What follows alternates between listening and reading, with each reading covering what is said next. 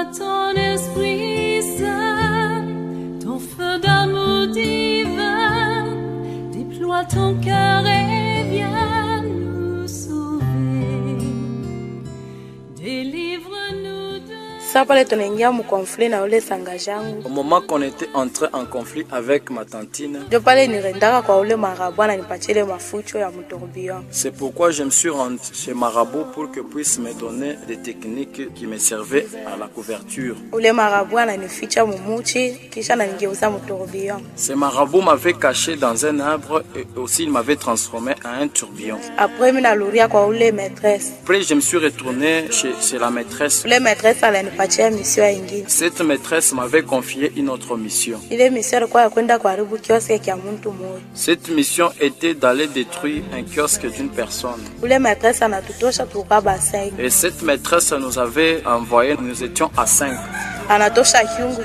Elle avait sorti une marmite. Elle nous avait dit d'aller avec cette marmite. Comme elle avait découvert que ce kiosque avait une bénédiction dans l'avenir, elle nous avait dit d'aller avec cette marmite, qu'on puisse enterrer cette marmite au milieu du kiosque.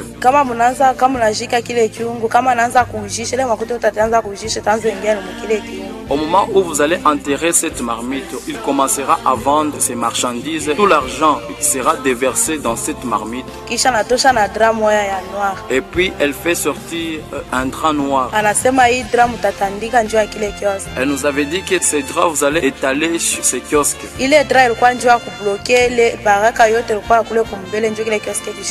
Ces draps nous servaient à bloquer l'évolution de ces kiosques.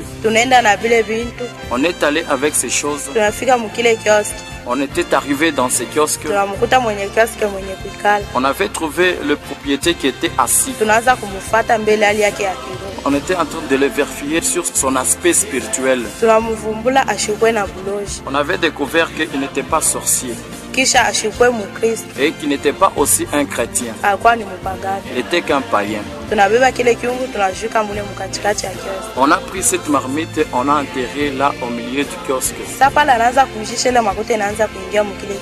Au moment qui commençait à vendre, tout l'argent était déversé dans cette marmite.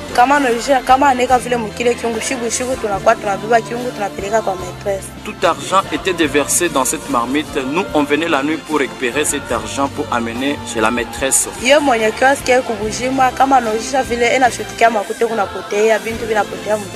le propriétaire, dans la vie réelle, lui ne voyait pas l'évolution du kiosque et tout l'argent était récupéré spirituellement.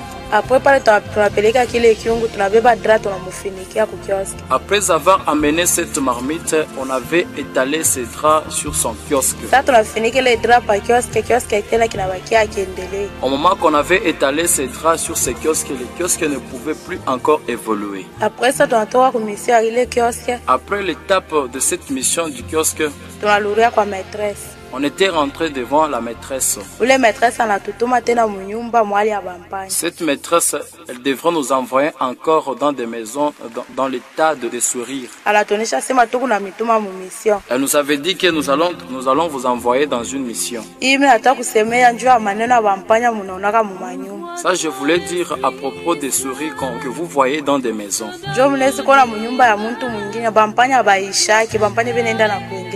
Parce que vous allez voir dans une maison d'une autre personne, il n'y a que des souris qui ne se terminent pas, qui ne font qu'augmenter.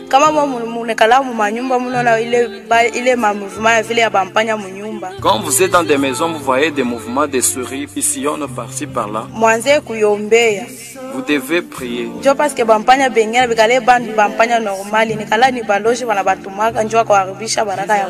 Parce que d'autres souris, ce ne sont pas des vraies souris normales, ce sont des sorciers qui sont transformés, qu'on les envoie dans des maisons. Parce que cette maîtresse nous avait dit, je vais maintenant vous envoyer dans des souris. Elle avait fait sortir un arbre.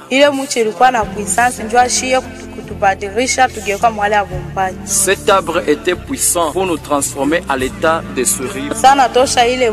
Au moment qu'elle avait sorti cet arbre, anafanya ma prière yake. Elle avait fait ses prières. Sana fanya ma prière shibote vile tukwa ba 5 tunageuka bampanya. Au moment où elle avait fait ses prières, nous tous qu'on était à 5, on était transformés à des souris. Anatonesha sema mimi na mituma. Elle nous disait que je vous envoie. Mwende mukakure mabaraka ya bantu. Aller consommer des bénédictions dans des maisons de gens. Tunatoka mwali ya kumpanya budi. On était sortis dans cet état de souris. Tunaenda kuingia mu manyumba ya baba. On était entrés dans des maisons de gens. Ile atukanze kuingia mu manyumba yo. On n'entrait pas dans toutes les maisons. Tukanzo fika pa manyumba ingine tulianza kuyaka nguvu pa kuingia. On arrivait devant d'autres maisons, c'était difficile d'entrer. Ile manyumba tuanzo shindaka kuingia ni manyumba kani. Dans des maisons qu'on échouait d'entrer, c'est quel type de maison? Nile manyumba ya bantu bale banaombaka. Ce sont des types de maisons où il y a des gens qui prient. Bale banatembeaka mu sanctification. Ces gens qui marchent dans la sanctification. Kama tunafika pa ile manyumba tulikuwa tuanza kuyaka bloqué. Dès qu'on arrivait devant ces maisons, on était bloqué. Ingine tuanzo fanyaka tutengia bien mu. D'autres, on faisait ceci, on entrait bien dans cette maison. Au moment où on entrait dans cette maison, quand on cherchait l'endroit où se posait cet argent, on ne pouvait plus voir. Et nous aussi, si nous voyons que nous n'arrivons pas à trouver cet argent, nous n'allons pas arrêter. Nous allons rentrer devant cette maîtresse. Au moment qu'on va l'expliquer ces cas, la maîtresse aussi ne peut pas se taire. Elle va nous donner encore d'autres techniques. D'autres techniques qu'elle va nous confier, ce n'est pas d'aller chercher encore là où il y a des bénédictions. Et des techniques qu'elle va nous accorder encore, c'est de venir te détruire toi pour que tu n'arrives pas à prier. Elle va nous donner quel type de technique? Elle va nous donner une type de technique. Dans cette maison, si c'est le père qui prie, on va se rendre chez sa femme. Si on arrivait à découvrir chez la femme il y a une faiblesse, on va dire ça à la maîtresse qu'on a trouvé la femme qu'elle a une faiblesse. Sur cette faiblesse, la maîtresse va nous confier encore d'autres puissances de la sorcellerie pour qu'on puisse encore augmenter cette faiblesse. Si on arrivait avec ça, qu'on arrive à opérer sur ta femme, si on arrivait à l'envoûter avec ses esprits, soit on prie ta femme pour la déplacer,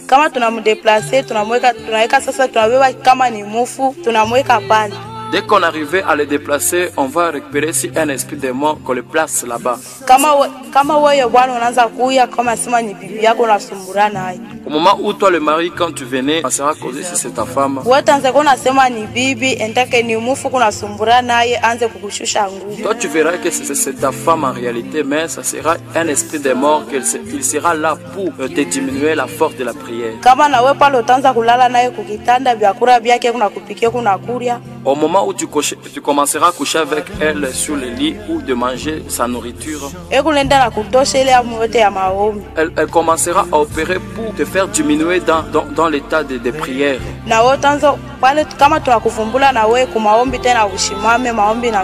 Si on arrivait à découvrir que toi aussi, dans le domaine des prières, tu n'augmentes pas, tu n'évolues pas, et ton état diminué.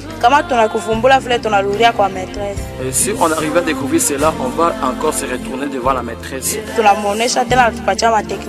On va les raconter et elle va nous donner encore d'autres techniques. Les techniques qu'elle va nous confier, ça ne sera pas pour ta femme, ce sera maintenant pour toi. Si on rentrait, on va commencer à opérer aussi sur toi.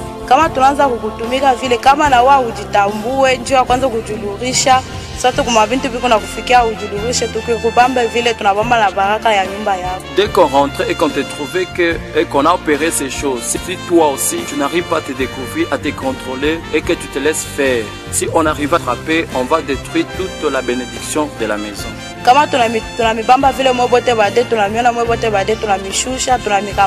Dès qu'on parvenait à vous capturer vous deux, C'est maintenant qu'on va venir dans l'état des souris qu'on va entrer dans la maison. Si on trouvait dans la maison il y avait une lumière et que les ténèbres apparaissaient.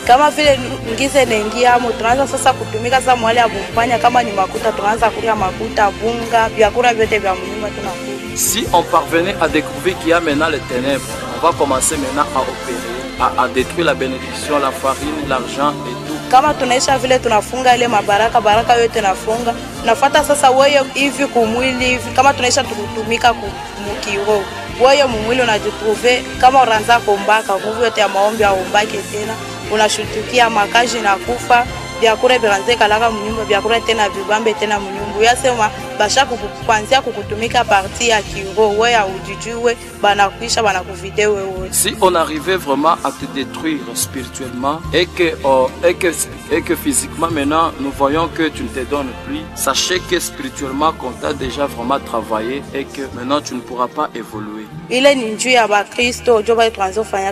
Ça c'est pour les chrétiens qu'on opérait ainsi. Kama tunakuta ule munyumba ni bwana na bibi bota baombake amuna nurata kiloko. Si on arrivait dans une autre maison où il y a le père ou la mère ne prie même pas. Si on entrait dans l'état des souris, on va travailler librement pour consommer et détruire toutes ces choses.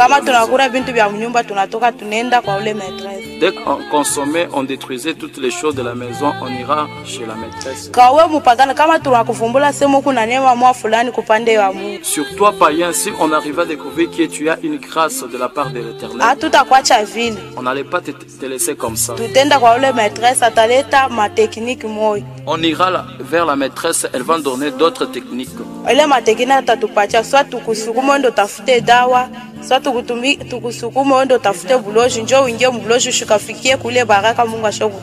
Des techniques qu'elle va nous confier, c'est pour te pousser à aller chercher des fétiches ou soit d'aller t'introduire dans la sorcellerie. Cela nous permettra d'une brèche.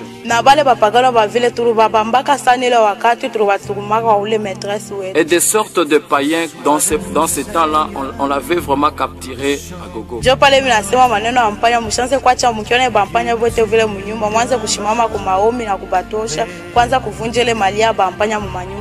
C'est pourquoi je parle à propos des souris. Si vous voyez des souris dans des maisons, ne négligez pas. Priez, cherchez à chasser tous ces esprits. Ce sont des esprits impies.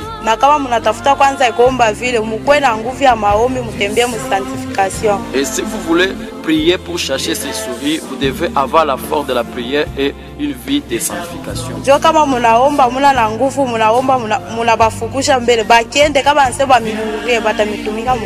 Et si vous priez que vous n'avez pas la vie de prière, si elle partait, si elle rentrait encore, elle va vraiment vous travailler à mort. Au moment qu'on avait terminé cette mission des souris, on était rentré chez la maîtresse. Au moment où on était rentré, on avait fêté parce qu'on avait vraiment capturé beaucoup de païens pendant ce temps. On avait fêté. Après la fête, cette maîtresse avait fait sortir encore un miroir. Et dans ce miroir était apparue une maison. Cette maison habitait toujours en Bujimaï.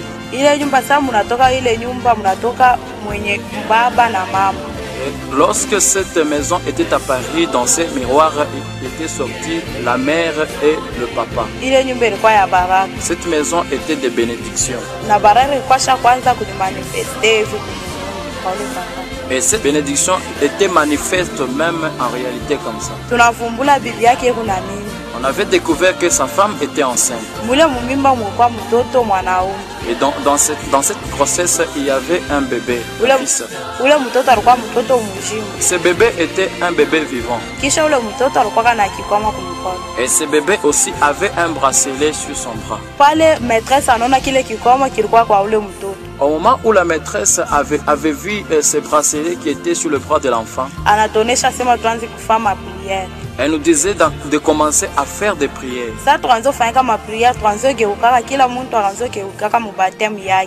Au moment où on faisait des prières, chacune des personnes s'est transformée dans l'état qu'on lui avait totamisé. Moi, je me suis transformé dans mon état de chien, j'étais en train d'aboyer.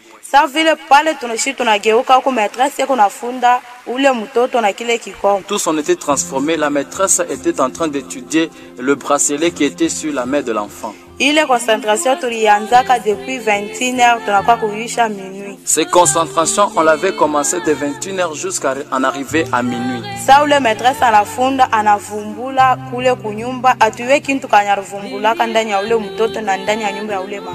Après cette maîtresse a eu examiné ces bracelets, il avait découvert des choses dans cette maison. Nous, on ne savait pas ce qu'il avait découvert à propos de ces bracelets qui étaient dans cette maison. Arrivé à minuit, nous tous, on s'est rétablis, on a cessé de se concentrer. Au moment qu'on a cessé de se concentrer, la maîtresse a commencé à entonner un cantique. Elle chantait une chanson en langue de Kasaïenne. Elle chantait et elle dansait. Où elle avait fini de danser, elle m'avait appelé. Au moment où elle m'avait appelé, elle avait choisi aussi dans la salle 4 personnes aussi. Elle nous disait ceci: vous devrez aller dans cette maison. Cet enfant, je ne veux plus l'avoir. Et cet argent qu'il y a avec cet homme, je ne veux plus voir ça.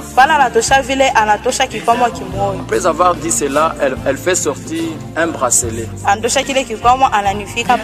Elle fait sortir ces bracelets, elle me fait porter sur mon ombilic. Et puis elle fait sortir un serpent qui avait 5 têtes. Et elle confia ce serpent à un garçon qui était parmi nous. Elle a fait sortir aussi un drapeau de couleur rouge. Sur ce drapeau, il y avait une marque de sa main. Et puis elle fait sortir un bébé, un fils qui était mioué. Et elle faisait des prières et des cérémonies là-dessus. Et elle a commencé à prononcer des paroles sur cet enfant mioué. Elle disait: nous t'envoyons dans cette maison. Ton service, c'est d'aller détruire dans cette maison. Travaille comme il faut. Après avoir prononcé toutes ces paroles, elle me donna ce bébé dans mes mains. Et puis elle me donna une banane mûre. Elle me disait de manger ça. Après avoir mangé cette banane, je sentais une force qui m'était augmentée. Et puis elle fait sortir une peau d'un léopard. Elle nous confia ça. Elle nous disait de partir maintenant. On lui avait posé une question avant de partir. Quelle est la cause de notre mission dans cette maison? Elle nous dira: allez, lorsque vous terminerez, je viendrai la cause de cette mission.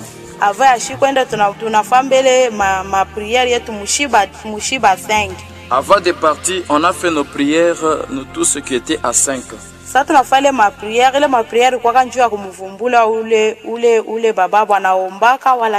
Lorsqu'on avait fait ces prières, c'était la façon de découvrir si ce papa était un païen ou un chrétien. On avait découvert que ce papa ne priait pas. Il ne priait pas comment, mais il allait dans l'église. Mais on avait découvert qu'il n'était pas dans la présence de Dieu.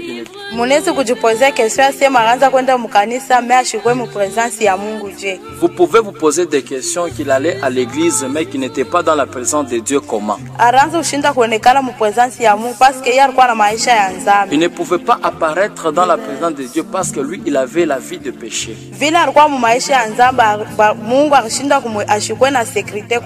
Comme il avait une vie de péché, il n'avait pas aussi la sécurité devant sa maison. On était parti dans sa maison. On était atterri. C'était la nuit dans sa maison.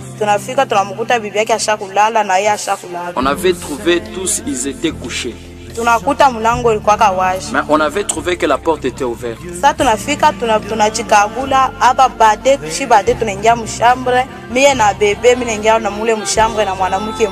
Au moment qu'on était arrivé, on s'est déployé et d'autres, ils partaient d'une autre côté. Moi aussi, j'allais avec ces bébés dans la chambre. Les trois restants au salon, ils étaient en train de faire des prières. On était entré dans la maison, on voulait maintenant récupérer ces bébés originaux. Au moment où on cherchait à prendre ces bébés, on était en train d'abord de se tirailler avec ces bébés.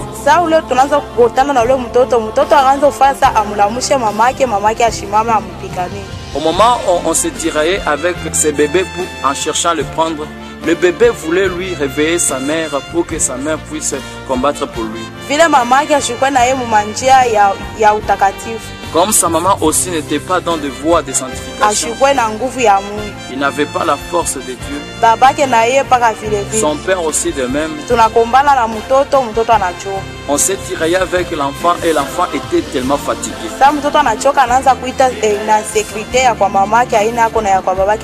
Au moment où l'enfant était fatigué, l'enfant pleurait la sécurité et de la mère, mais il n'y avait pas aucun secours. Comme nous, on avait la puissance, le pouvoir de la sorcellerie. On avait déplacé l'enfant, on a pris l'enfant qui était dans le ventre de la mère, on a mis l'autre enfant qui était muet en sorcier.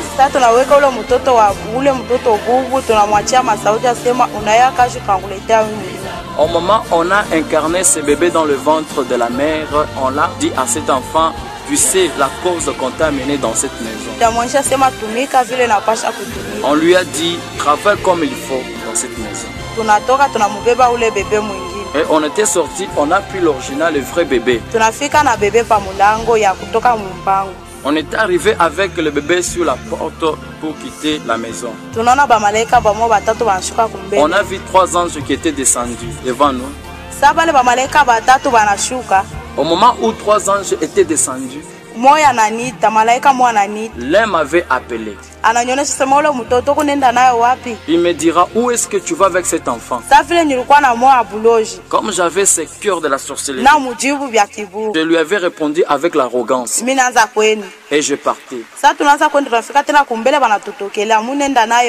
Au moment où on partait, arrivé juste devant, ces anges étaient apparus encore, nous demandaient: où est-ce que vous allez avec cet enfant?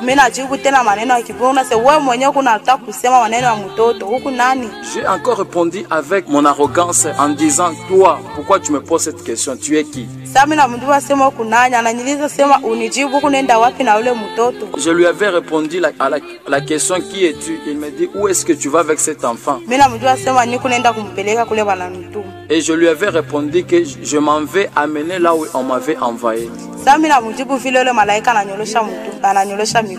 Au moment où je lui avais répondu, cet ange avait tendu sa main.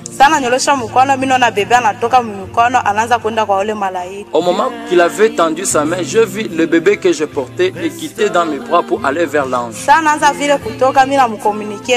Le bébé me quitta et je communiquais directement à la maîtresse. Et la maîtresse m'a répondu: fais le tout pour m'amener ce bébé.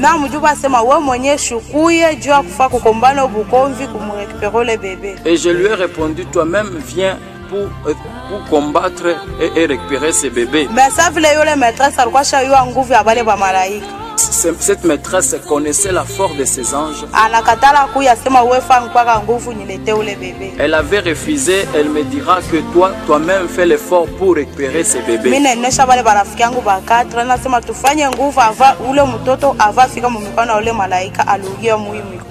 Et j'avais dit à mes 4 coéquipiers: faisons le tout pour que cet enfant n'aille pas dans le bras de l'ange. On a commencé à faire des concentrations. mpepo anaanza kufanya shitu kuna kokota mtoto, malaika na kokota mtoto. Au moment on était en train de faire des concentrations et le bébé était exposé en espace. Sasa pale mtoto anaanza kushimama mpepo. Deja mimi nasema koma mtoto shitu tunashinda nguvu ya kufanya kumkokota mtoto. Maîtresse atuoneshaka sema shitu tunafanya tuko na nguvu ya kubeba kitu chote kile tunapenda. Au moment où le bébé était exposé en espace, je me demandais des questions. Comment on arrive à récupérer cet enfant? Or, la maîtresse nous avait dit que nous avons la force de faire toutes choses. Tunamwona mcommuniquer maîtresse. J'ai encore communiqué la maîtresse. Na muonesha sema hivi ulinipatia ya kumbeba naye mtoto wanaanza ninyang'anya yeye mumikono. Je lui dirai ce que tu m'avais donné pour récupérer cet enfant. Cet enfant, on est en train de me récupérer ça dans mes bras. Elle me demanda où est l'enfant. Et je lui ai répondu, il est dans l'espace. Et la maîtresse m'a répondu que je vais t'envoyer une nuée. Et je vis directement une nuée de couleur rouge qui venait. Cette nuée était pour récupérer ce bébé. Au moment où la nuée était apparue devant ce bébé, et l'ange encore étendu ses deux mains. Au moment où elle avait étendu ses deux mains, nous voyons que la nuée était commencé de disparaître. Au moment où cette nuée était disparue, on a vu que le bébé était dans les mains de l'ange. Et j'ai communiqué la maîtresse pour lui dire qu'on nous a arraché l'enfant. Et la maîtresse nous répondit que venez. On était arrivé devant la maîtresse. On a commencé à lui raconter tout ce qui s'était passé là-bas.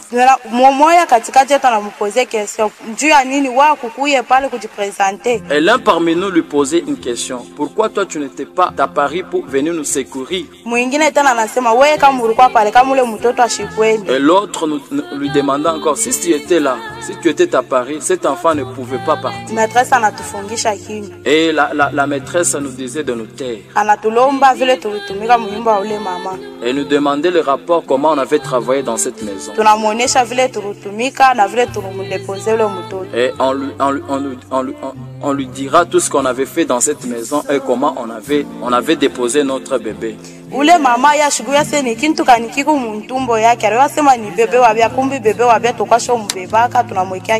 Maintenant la maman ne pouvait pas comprendre ce qui était dans son ventre parce que le vrai bébé, on avait déjà récupéré ce bébé. Au moment où on avait introduit ce bébé dans cette maison, comme on lui avait confié la mission pour détruire cette maison,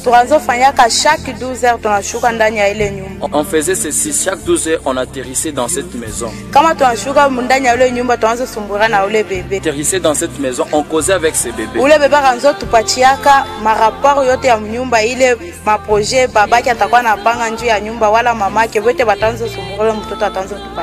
Et ce bébé nous faisait voir tous les rapports, toutes les informations de la maison, le projet de la maison du père et le projet de nous.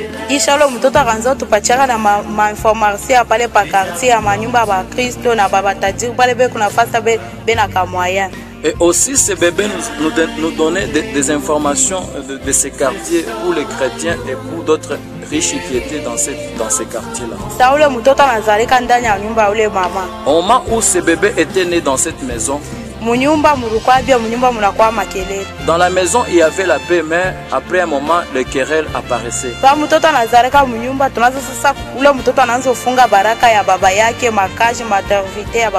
Au moment où cet enfant était né, l'enfant a commencé maintenant à bloquer les affaires et les activités de son père. Cet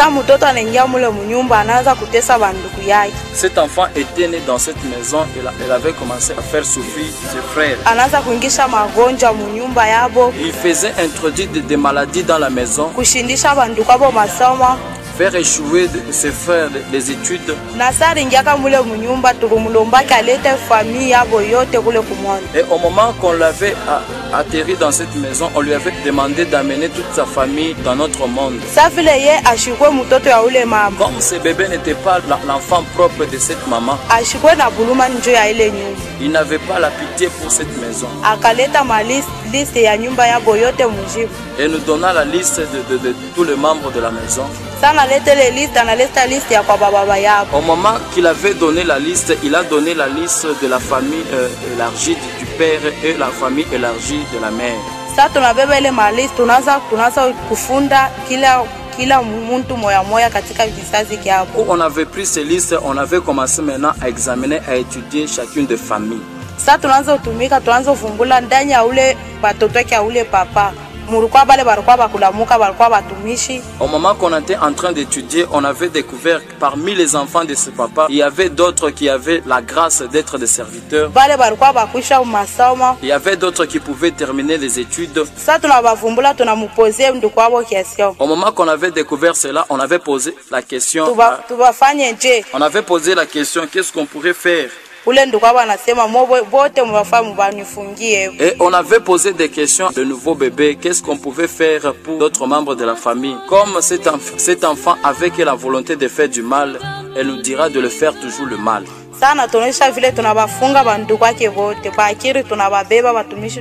Au moment qu'il nous dira cela, on avait vraiment bloqué tous ces enfants. On était entré dans la famille de son père.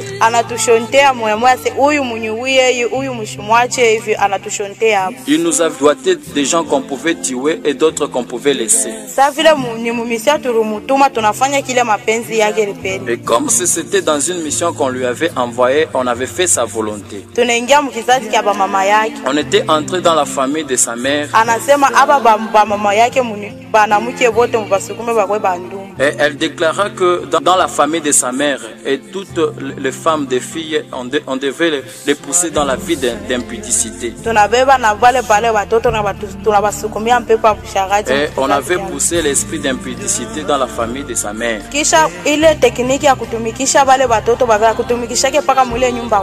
Et puis cette technique de faire travailler le type des enfants, on l'avait pas fait seulement dans une seule maison. On a fait presque dans 7 maisons. Dans cette maison, même presque là où on avait vraiment travaillé, c'était dans les 4 maisons.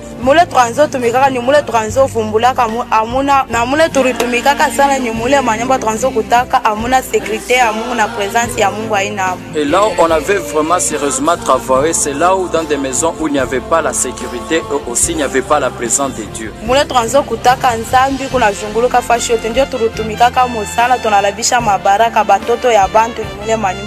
Là on trouvait les péchés qui sillonnaient partout, c'est là où on travaillait pour détruire des bénédictions et des enfants qui étaient là.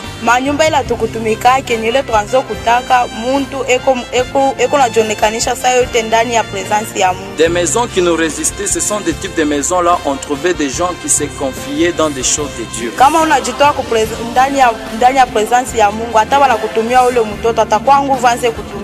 Si tu te donnes aux choses de Dieu, même si on t'envoyait des types des enfants, il échoua de travailler.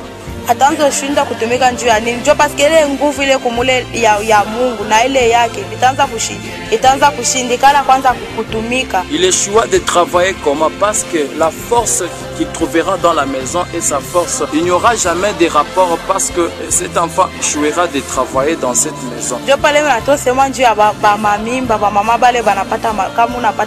C'est pourquoi je voulais dire aux femmes qui sont enceintes.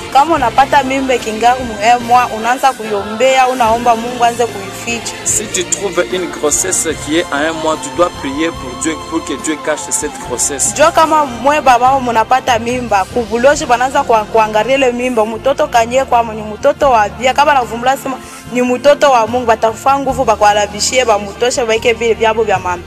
Parce que vous, le maman, dès que vous êtes enceinte, dans le monde de pandémonium, on vérifie toujours pour savoir qu'est-ce qui est dedans, si c'est un enfant de Dieu ou c'est une autre chose. Si il n'y a pas vraiment, si ce n'est pas un enfant de Dieu, on va chercher à introduire une autre chose.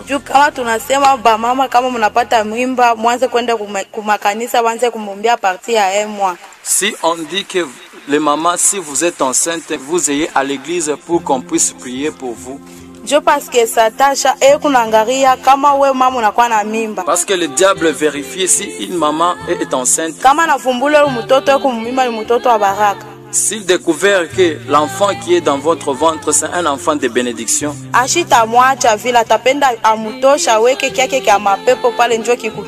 il ne peut pas abandonner cet enfant. Il va chercher à tout prix pour enlever cet enfant, pour mettre son fabricant dans le ventre. Na kama ule mtoto anazarika kama anafuta kumtafuta kumulisha buloji butamuingia facilement jo parce que ni kintu kinatoka kumoni. Et si cet enfant est né, si cet enfant on veut l'introduire dans la sorcellerie, c'est facilement parce que cet enfant, son origine, il sort dans le monde diabolique. Ukumbele tukunenda mtemwanyaji yangu tamionesha maneno ya baba toto ba mademo ba benazarika mu madiama na mu mafamille. Dans mon témoignage, je vais vous raconter les types des enfants qui naissent dans des familles, des enfants de démons. Après ça, kutumika maneno ya mission ya huyu papa. Après avoir travaillé la mission de ses papas, j'étais rentré devant ma maîtresse.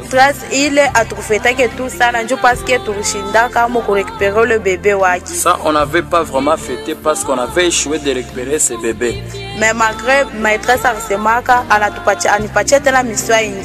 malgré cela, la maîtresse devrait me confier encore une autre mission. Et la mission qu'elle m'avait confiée, la maîtresse avait l'envie du sang des gens. Elle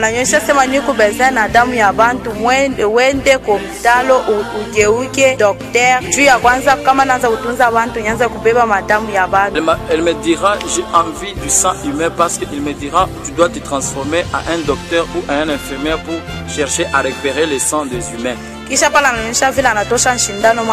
Après m'avoir dit cela, elle avait sorti une seringue qu'elle m'avait confiée. Au moment où elle m'avait donné cette seringue, elle m'avait donné encore une marmite. Elle avait sorti un papayer. Et je m'étais incarné dans ce papayer. Pale na jenkarne mule mucha kipapai na azofanyaka kama tunafika bushi mimi nafanya prière mule mukiche ile mucha kipapai inageuka soit docteur soit infirmier. Au moment où je m'incarnais dans ces papayes, ça se faisait comme ça. Si ça arrivait la nuit je pouvais me transformer par un infirmier ou un médecin.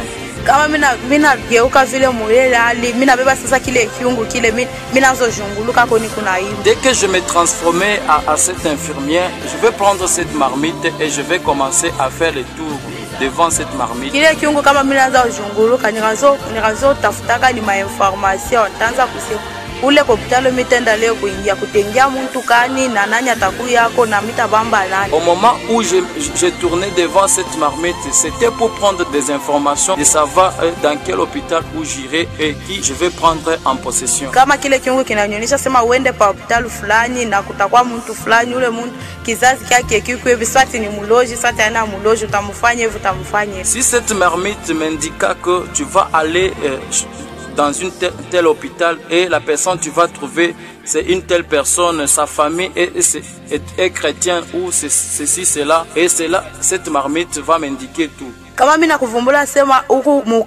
Si j'arrive à découvrir que tu es chrétien,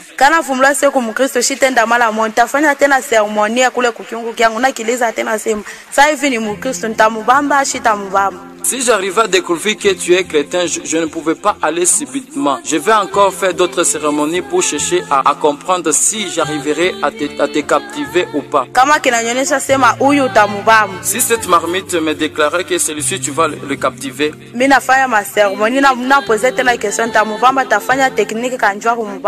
je vais encore poser des questions pour lui demander comment je vais faire des techniques pour le captiver. Il va encore me donner d'autres techniques.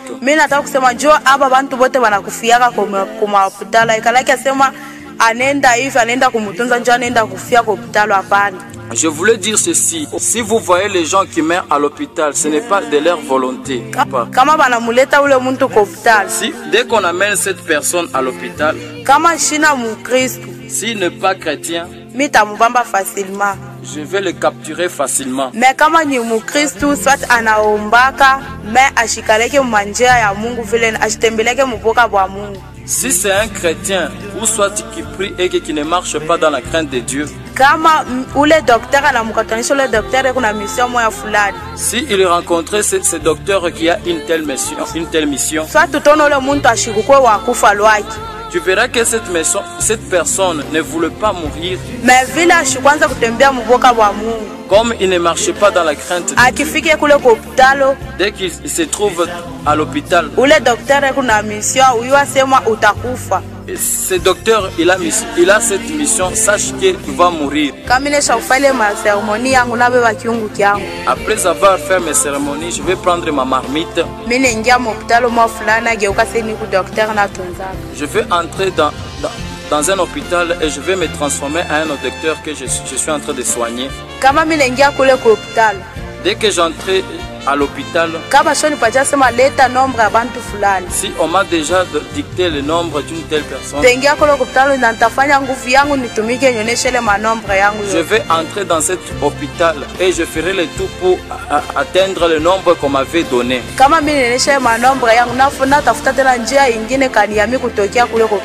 Dès que j'arrivais à atteindre le nombre, je vais chercher d'autres moyens pour quitter à cet hôpital. Alors écoutez ce que je faisais lorsque je me trouvais à l'hôpital. Si je me trouvais qu'on amenait quelqu'un qui était gravement malade, avant de le soigner, je vais faire sortir d'abord cette marmite. Après avoir fait sortir cette marmite, je vais faire asseoir cette personne dans cette marmite. Dès que j'arrivais à te faire asseoir dans cette marmite, je vais commencer maintenant à te poser des questions. Pourquoi je faisais cela?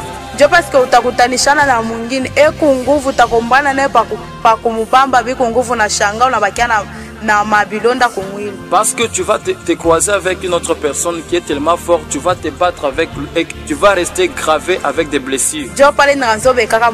C'est pourquoi je les mettais d'abord dans ma marmite. Lorsque j'arrivais à te faire asseoir dans cette marmite, c'était pour te neutraliser.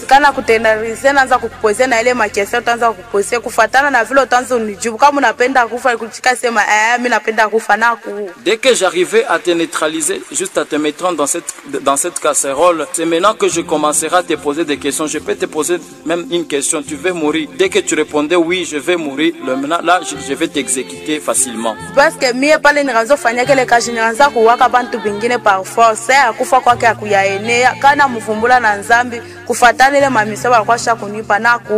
Parce que moi, en faisant cette mission, j'ai tué d'autres gens par force. Avant que leur temps puisse arriver accompli, je les tuais par force à partir de leurs péchés qu'ils commettaient.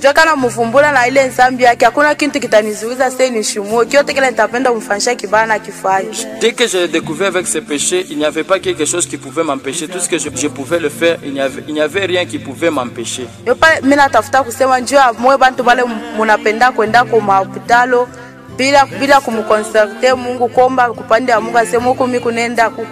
C'est pourquoi je voulais dire à vous les gens qui veulent aller à l'hôpital, sans toutefois consulter d'abord Dieu, où je vais, là, qu'est-ce qu'il y a.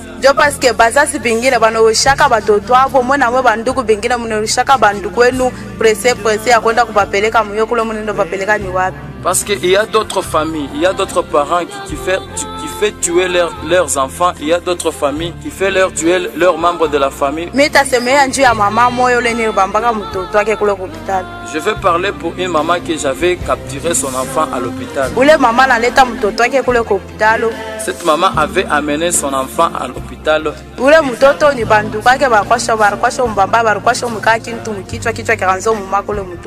Cet enfant, ce sont des membres de sa famille qui lui avaient ensorcelé, qui avaient mis une chose dans sa tête. Cet enfant n'était plus malade. Comme sa maman ne pouvait pas discerner et comprendre qu'est-ce qui dérangeait l'enfant.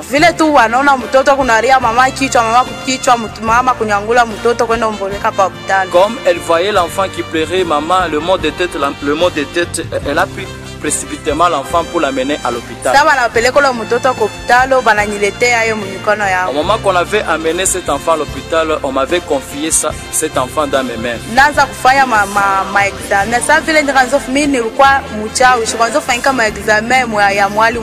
J'ai commencé à examiner l'enfant. Comme moi j'étais une sorcière, je ne faisais pas les examens que font les docteurs.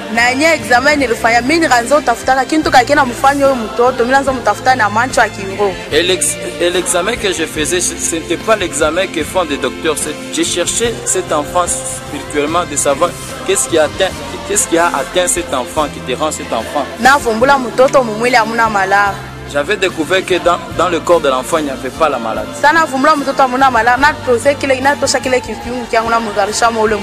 Au moment où j'avais découvert que dans le corps de l'enfant, il n'y avait pas la maladie, et j'avais fait sortir cette marmite et j'ai fait asseoir cet enfant. Et j'ai posé la question à ma marmite, qu'est-ce qui dérange cet enfant? Et la marmite me répondait, regarde dans la tête de cet enfant. J'avais découvert dans la tête de l'enfant, il y avait quelque chose qu'on avait introduit par ses grands-parents. Comme j'avais découvert qu'il y avait une marmite dans la tête de l'enfant, ça m'avait vraiment attiré. Et je voulais maintenant commencer à tirer cette marmite, et une fois qu'il sortait dans cette marmite, c'était une voix d'une grand-mère. C'était la grand-mère de l'enfant.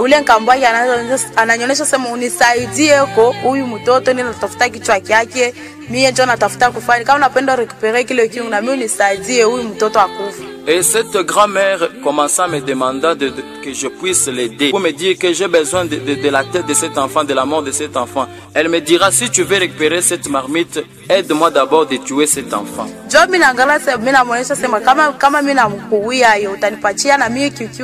Et je lui répondis, si j'arrivais à tuer cet enfant, tu vas maintenant me donner cette marmite? Et elle dira oui.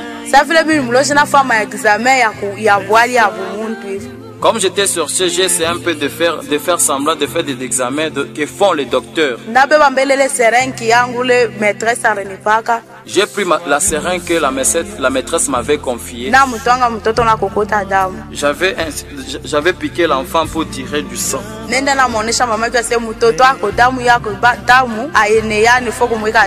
Et je suis allé raconter à la maman de l'enfant que l'enfant est épuisé du sang. Il faut encore lui donner d'autres sang.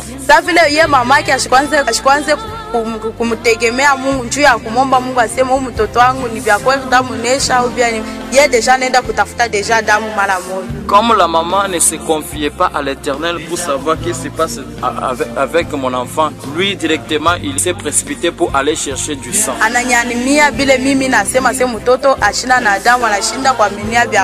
Il avait cru à ce que j'avais dit que l'enfant n'avait pas de sang. Il n'avait pas cru assez en Dieu.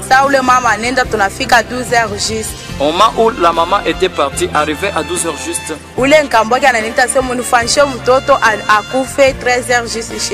et la grand-mère me dira que fait le tout pour que cet enfant à 13h qu'il puisse mourir. Et sa maman était venue avec du sang. On a commencé à perfuser l'enfant du sang.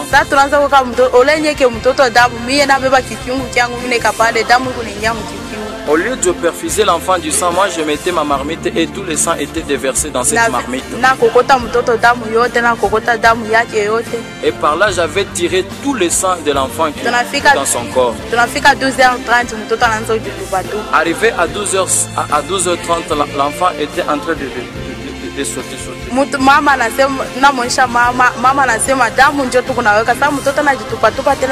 Et la maman dira, le sang on est en train de mettre l'enfant.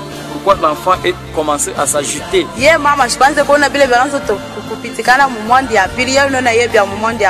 maman ne voyait pas ce qui se passait dans le monde spirituel. Lui voyait ce qui se passait dans le monde réel.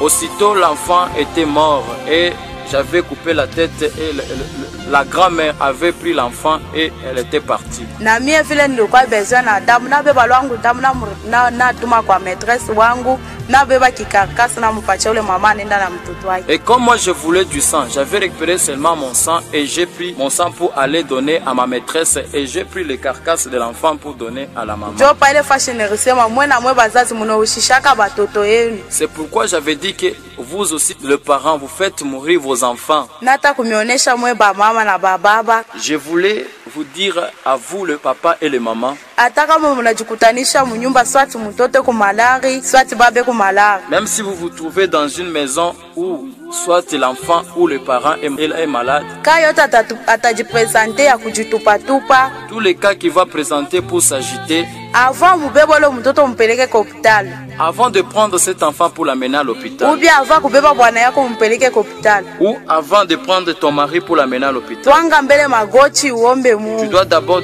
fléchir les genoux pour prier Dieu. Kama unatwanga magoti, kama Mungu anakutika sema uende kule hospitali, beba mtoto uende naye. Lorsque tu fléchis tes genoux, si Dieu t'accorda maintenant le permis pour aller avec l'enfant à l'hôpital, là tu pourras maintenant aller avec lui. Pourquoi? Parce qu'à l'hôpital vraiment il y a des mauvais serviteurs.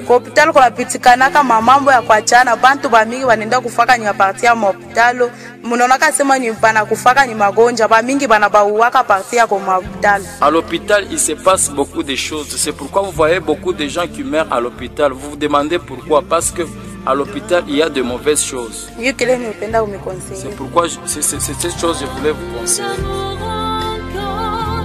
Plus puissant et plus fort, viens sanctifier ton corps par nous. Du sang de ton agneau, déverse en nous le flot des abondantes